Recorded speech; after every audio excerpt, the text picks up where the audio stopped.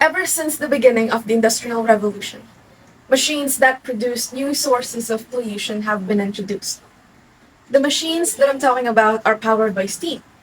And of course, steam is produced by coal and fire. The Industrial Revolution started in the 18th century, around 1760s up until 1840. This revolution is said to have transformed agricultural and handicraft-based economies into large-scale mechanized manufacturing industries with factory systems all around it. New machines, new power sources, new ways of organizing work, and new sources of pollution. Now I have just one question. Have you ever found yourself in a situation where everything around you became too hard to control because of one simple action that gradually, slowly, and unnoticeably became a habit? Well, that's what it feels like to live during this time. Now, I live in the Philippines, and the consequences of mismanaged waste and resources of water, soil, and energy have been very, very evident to the point where we can't even handle the effects of them. Our current president, President Marcos Jr., recently talked in the UN General Assembly. He said that the Philippines is a carbon sink, meaning that our country absorbs more carbon dioxide than we emit, and yet we are fourth in the most vulnerable countries to the effects of climate change. According to the website Numbeo, the country's pollution index stands at 72.91 out of 120.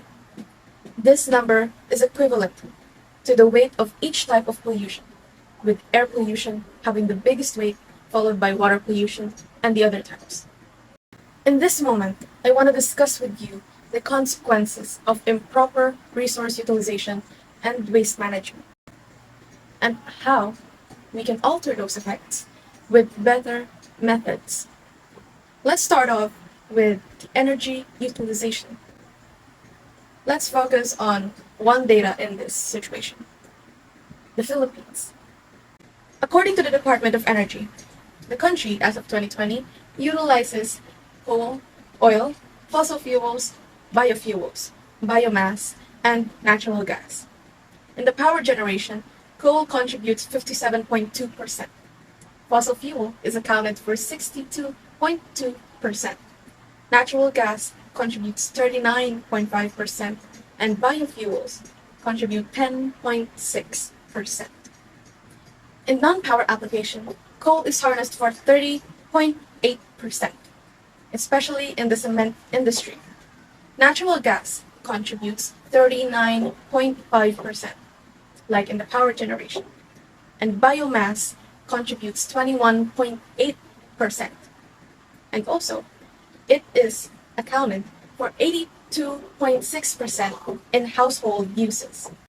The utilization of these resources results in excessive greenhouse gas emissions that also leads to air pollution and results to climate change. The country plans a 75% reduction on greenhouse gases by 2030. Out of that 75%, 72.29% will be dependent on the support of climate finances, technologies, and capacity development. The rest will be provided through domestic resources. Another great way to reduce greenhouse gases is for industries to market non-toxic household products.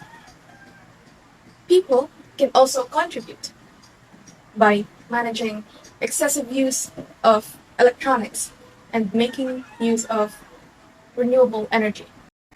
Let's move on to water resources. The Philippines uses inland freshwater, like rivers, lakes, and groundwaters, and marine, like bay, coastal, and oceanic waters. There is sufficient water, but not enough in highly populated areas, especially during the dry season. The rapid increase of population, urbanization, and industrialization results in the reduction of quality and availability of the water.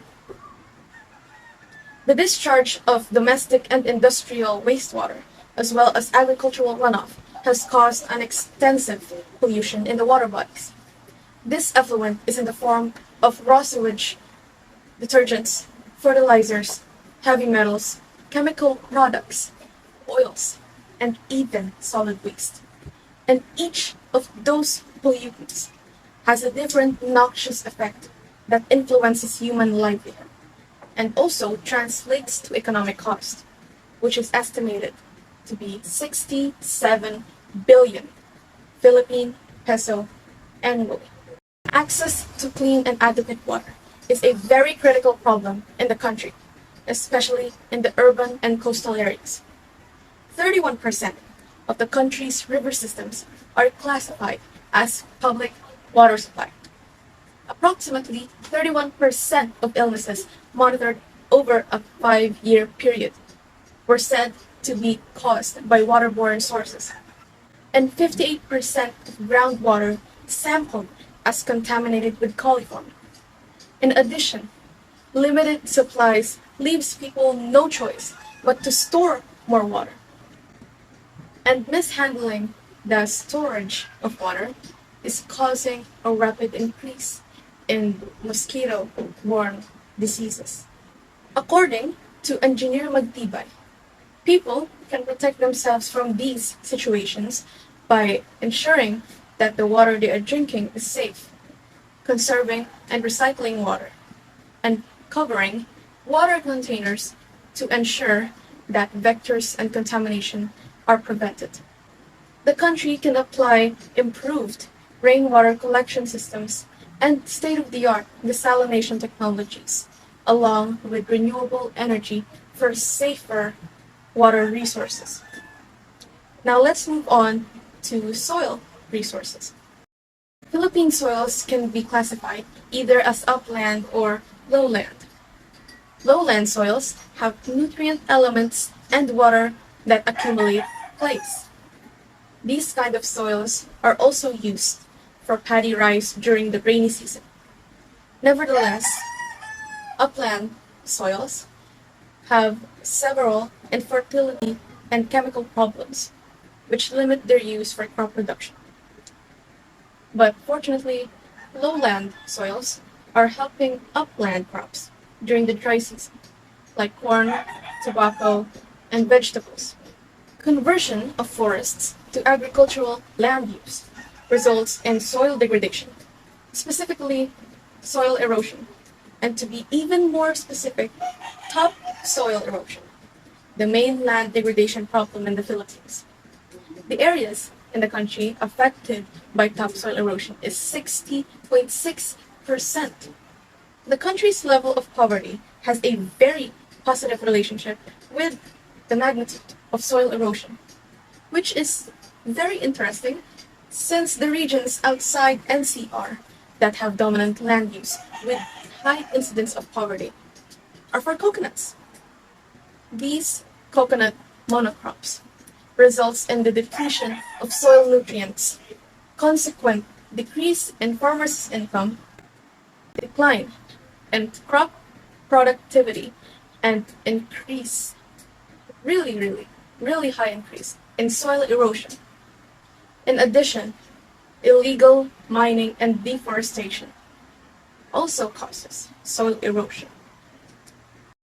Now, soil conservation strategies rely on 3 basic steps. First is to acquire proper knowledge on the land resource use. Second is to monitor fields and detect critical areas. The third and last step is to control and estimate the efficiency of applied techniques. Strategies that rely on these steps starts with ceasing the usage of synthetic fertilizers and pesticides. Chemicals that are currently used in these things are very harmful to the environment. Another way is strip cropping, where high and low growing crops are combined to act as wind protection for the land. Conservation tillage covers the areas with vegetation and minimizes the number of tilling operations to undertake wind and water erosion. No tilling also helps, as it implies little to no disturbance, and planting seeds into crop residue implies the idea of not leaving the soil bare for erosion to take place. And the vegetation also provides moisture for future crops. Contour farming suggests planting species along the contour as the rows on it restrains water currents, provoking soil erosion. Lastly, windbreaks, the trees and the bushes that shelter crops from wind. These are planted in several rows, and while it eliminates strong wind blows targeted to soil, it also provides shelter for the wildlife. Now let's get on with waste management. Like most people, the community that I live in generate wastes in many ways. Namely, the plastic bags that are used in eateries and sari-sari stores to distribute goods and food. The toiletries that we use daily. The liquid wastes that are dumped into sewers. Used papers. And the peels of fruits and vegetables that are inedible, or maybe we just don't like to eat at home. It is also important to note that packaging, out of all things, is the dominant contributor in man's waste. Not just in my community, but in the whole world as well. It is known that mismanaged waste results in air, water, and soil pollution. Burning these wastes results in greenhouse gases. Dumping them in water bodies contaminates the water, which results in unusable resources for land animals and humans, uninhabitable environments for aquatic animals, and filthy water for farmers' crops. In addition, it also contaminates the air, which leads to acid rain, and resulting to pollution of land. Now, how can we as a community alter these effects to have a better place to live in? 5 R's. Although people tend to forget it all the time, 5 R's is very helpful in managing waste. Let's elaborate the 5 R's. First is to refuse buying or obtaining products that are non-recyclable and non-reusable. Second is to reduce dependency on these kinds of products. Third is to reuse items instead of buying new ones. Or maybe just buy reusable ones.